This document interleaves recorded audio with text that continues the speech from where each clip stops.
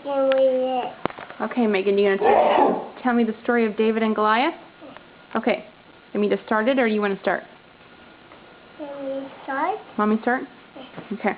The Philistine army came to fight God's people. The Philistines.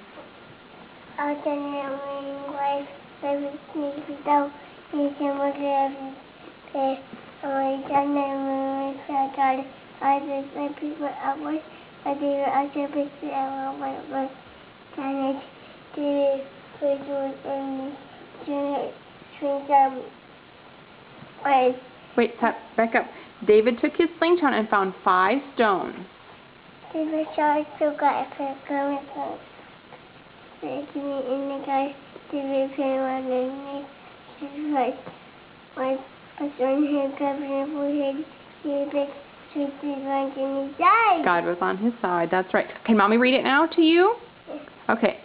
The Philistine army came to fight God's people. The Philistines had a giant warrior named Goliath.